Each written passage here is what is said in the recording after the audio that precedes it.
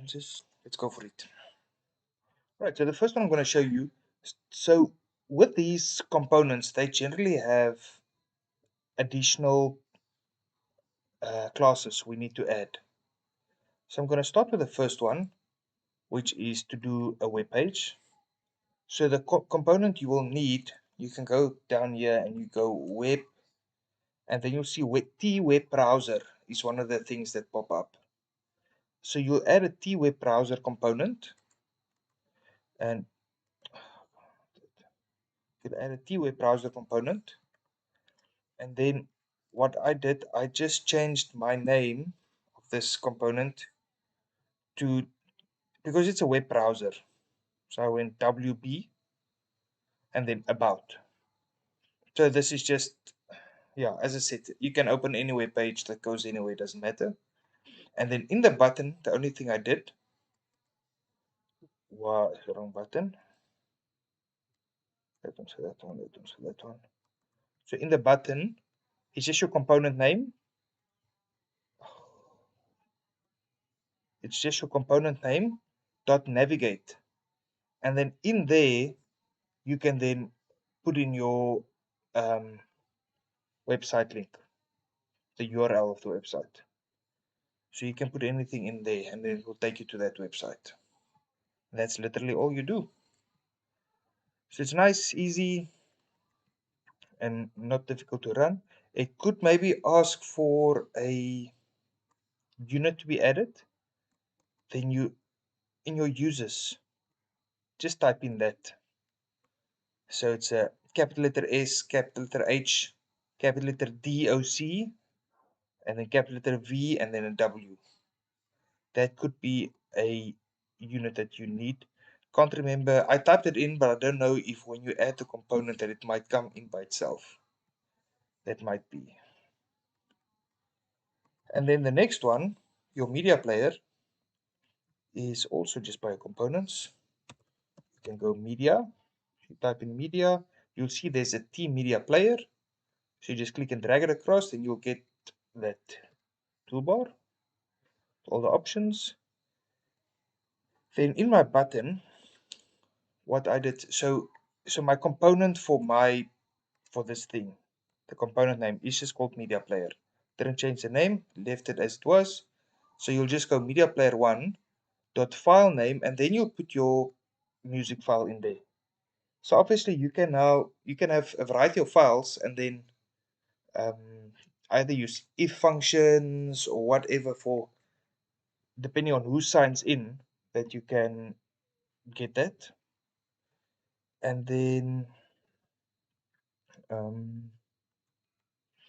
what I do in your folder itself, you must just make sure that all your songs is inside this folder of yours. So I copied my song, which is here somewhere. There. So just put it in that folder, and then you can go your media player 1.open. This time format, let me just see. I don't think that's needed. Don't think that's needed. Let me quickly run this and just show you. So when you click the button, it actually activates it. So now if you click play, I don't know if you guys can also hear the song. Then you can hear the song. So that will make that work. And then this web page thing is, because I went to a funny website now, it asks me this, so I'm just saying no, and then you'll see the website is there. So generally with websites, there's called scripting, client-side and server-side scripting. So I think that particular website has got some client-side scripting. So what that means, and that's the error I'm getting, is it's trying to access it's trying to run some code on my computer, and then Java is just saying, hey, are you sure you want that happening? But that comes with a web page. So let's see if you choose another one, it might not have those errors. That's fine, but that's literally all you need. I just added, like, if you've got this media player 1.play, it plays by itself. And you can use a timer to make it play automatically and maybe go on a repeat. So there's an auto rewind that will just, once it's done, sort of like a repeat thing. That I'm not sure. Don't know why that's there. So I sort of just got this code from the internet and made it work. For media player, again, it might just work. If it doesn't though, then you just need to add this class there. But I do think when you add the component, it might come by itself. But otherwise, you just add that one uses and maybe M player. Just see what's needed. Yeah, and then, but I am recording this at least so you can go relook at what should be there. So again. So the second question was user-defined methods. So a user-defined method is, like these ones, when you put a button down, as soon as if I go there, I create a button, I go to button, put the button down. When I double click on it, it created a method for me. This is called a method. So, but this is not user-defined because it came with our GUI. So now what a user-defined method would be, and also you'll see when you did this, I don't know if you realized that on top, it actually added this procedure line here for you. So this is sort of like the link that creates the button for you and that takes you there. Now, a user-defined method is you create your own one. So I'm not going to go into too much depth about everything, but I'll quickly scan over it. You get two types of things. This is more grade 12 work, actually. When you start with OOP, the topic is OOP in grade 12, object-oriented programming. And then it can either be a procedure or it could be a function as well. So a procedure and function has got different reasons for creating them. A procedure will just do something, while a function will return an answer. So procedure does not return, and a function does return. So that's the difference. I'll go into depth next year. For now, if you sort of remember that, it's fine. For now, procedures is fine. I don't think you necessarily need a function. We can make procedures work. And then your next part is your name. So then you can call it whatever you want to. So I remember you guys also wanted me to work with SQLs. So let's go oh, I don't have a database. Okay, but in any case, let's go to SQL. So I'm going to call mine maybe run SQL. Run SQL. And then brackets are for parameters. For now, let's leave it empty. We don't need parameters for now. Just so that you understand, parameters is if that method needs some additional information to do its job. Now, in this case, because we're just creating these methods in the same class, that's why a procedure is perfect and empty parameters is perfect. Once we go different classes with OOP, then you'll need those to make it work better. For now, I advise always go procedure, go empty brackets. If you want to transfer information between buttons and stuff, we just create global variables.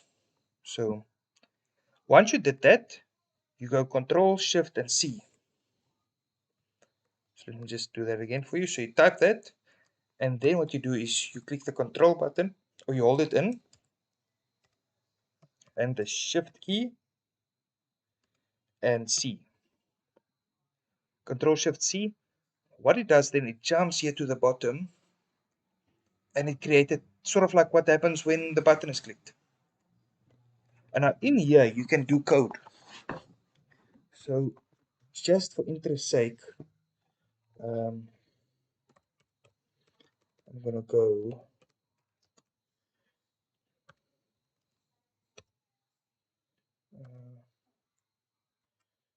right, so we go show message, and for now I'm just going to put a message in there.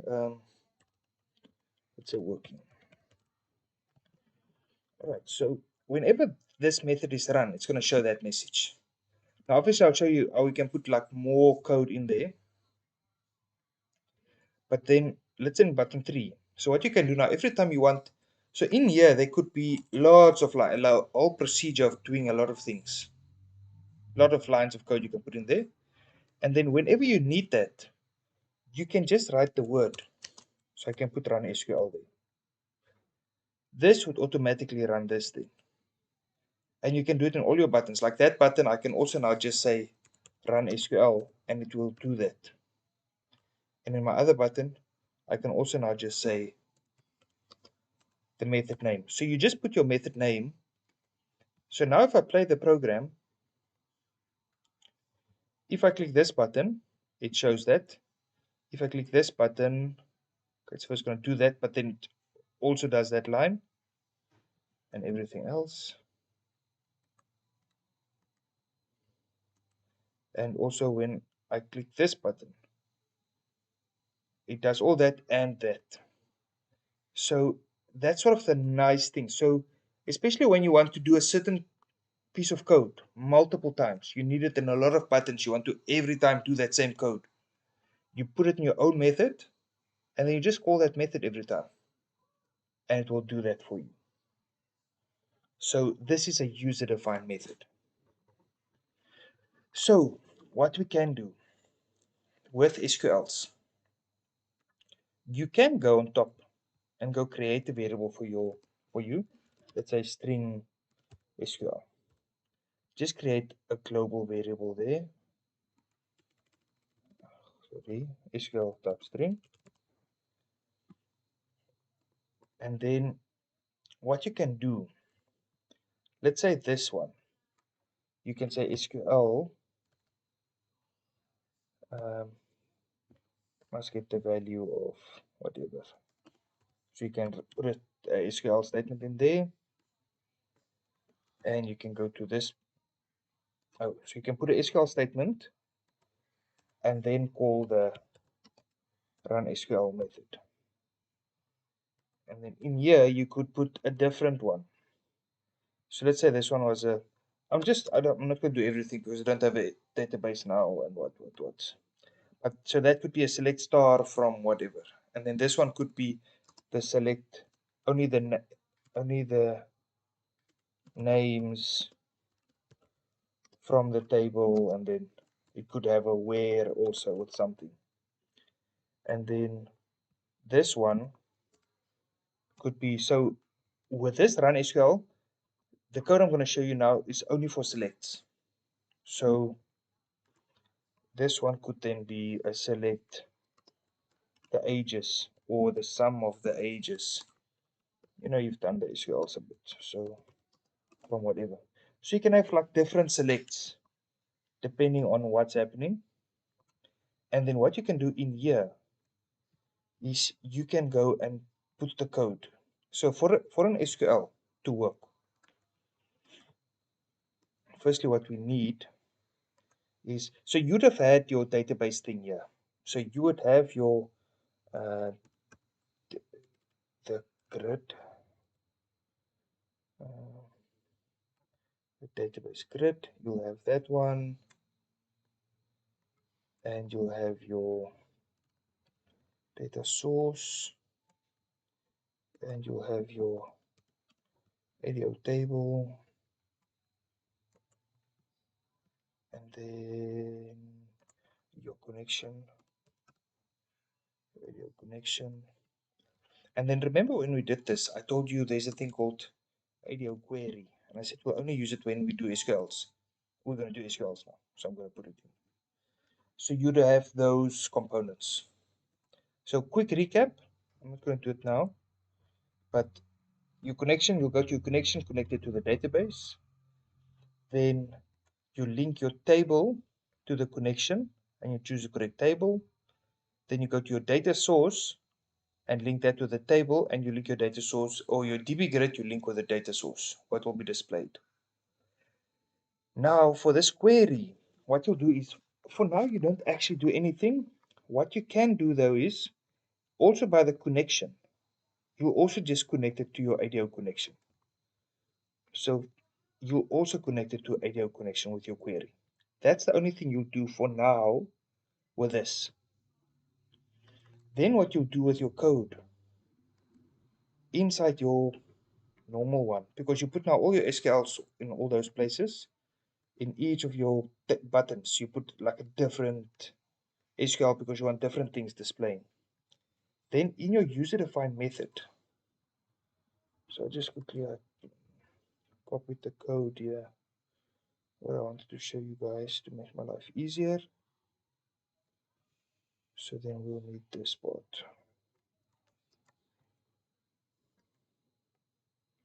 So the code I'm going to leave that one there for now, is this. So step one, you go to your ADO query. What is mine called?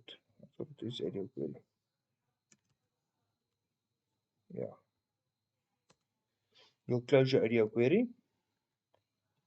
Then, because what you need to do, the ADO query should not be running. And then you'll say, but say, is it running? And I agree for the first time. But remember, once you click this button, it's going to run the select, and then that would activate your query. So when you click the next button, you want to close down the query, and you want to clear the SQL that's already in there. Then we want to add our new SQL. So what we did was, we don't need the SQL here, because remember, we put the SQL inside each of the buttons. So the only thing you put in here now is just your SQL variable. So depending which button you clicked, that SQL would be saved in your global variable. So it would run that particular SQL. And then you say ADO query 1.open. And then you need to just change your data source. So your data source data set should be then this query. And that is your code you'll need to run a select SQL.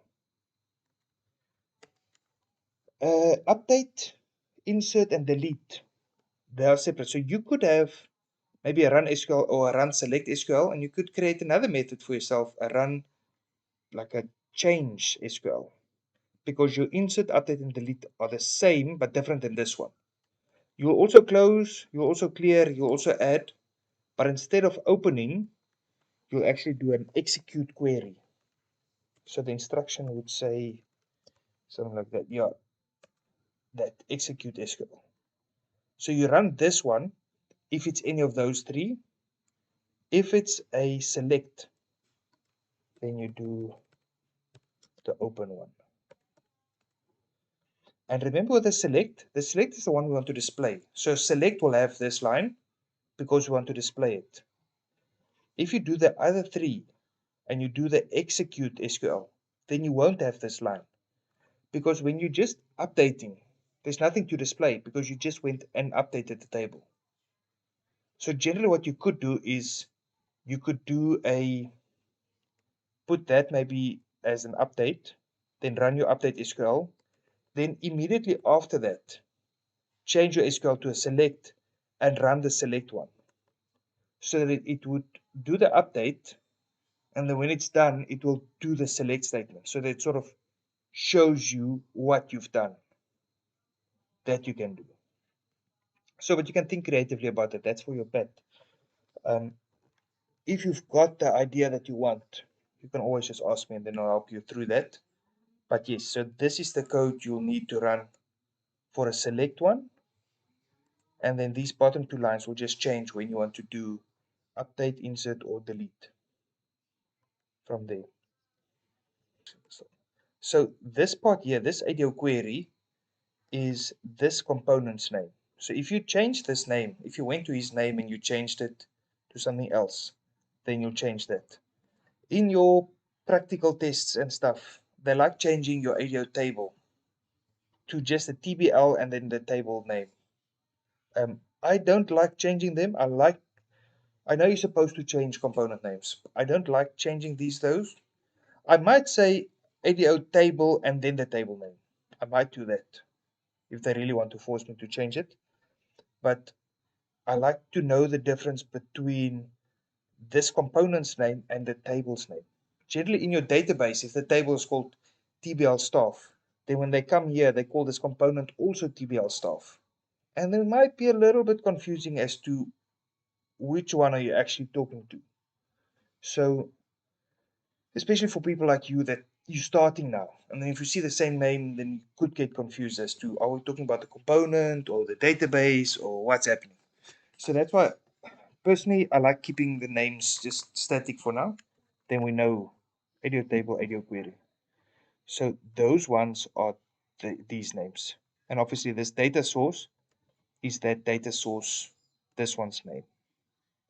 So if you change those component names, they will just change there. Yes. And then in this button, you can say like a display all. And then you'll have a display button here that could be only smokers. And then what you'll do is like in the display all one, you'll do something like this part here. So instead of having it there where I just reuse the button, you'll have that in here. So you'll have a display all and then run the SQL. And then in your only smoker one, you'll also, but then you'll just change that so it's maybe select all from this table, and then you'll add a where smoker equals true. So now if I click this button, it will show me all of the people. And when I click this button, it will only show the smokers for me. And then you'll have a different button, only females. And then if I click that, it will show me only females. And then maybe total age. And then it will do a sum. There is someone already here. It will maybe do the sum of the age. So you, depending, that was button 3. So like this one would be,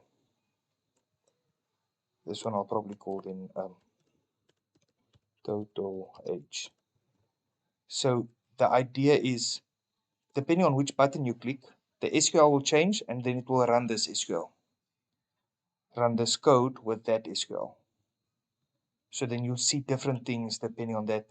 And the nice thing about that, as you can see in the buttons, it's literally 2 lines of code. And then in this button, it's literally 2 lines of code. Because this piece of code that you need, let's just take this out, we don't need that. So actually to run a select SQL, you need 5 lines of code every time. But now because we're making this user-defined method, we can reuse this code every time. So now I only write this code, this 5 lines once, and now from now on I just do 2 lines. Change my select, or change my SQL on that, change SQL on that, and that's the idea behind it. To quickly run through these ones again. So the audio query 1.open, it basically activates the component. So this query becomes active then, and it's running this select or this query that's in there. So when you click the next button and we change the select, we can't just change that just because while it's running. It's sort of like if you open a Word file and you just minimize it and you try to delete it, it will tell you can't delete it because it's already running. So we can't change the select, we can't change the SQL in this query while this query is running. So if I click the next button, what you want to do is you want to close the audio query, meaning just stop it from running. Stop the component. We don't want to do that now. Then we can clear the SQL, add the new one, and then run it again. So yeah, see it as sort of even like a car maybe. If you want to change the people inside a car, stop the car, take the people that's inside out, put your new people in, and then let the car drive again. Now the car is driving. So when you click a next button, meaning new people wants to get in, you have to stop the car first. Take the people that's in out, then put the new people, and then run it again. So that's sort of the idea. So this close basically stops that component from running.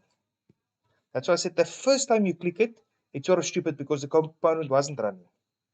And it's fine because when you click the next button, you do want it to close. So initially, the first time around, these two weren't needed. But from the second and third and fourth and fifth click, you need them.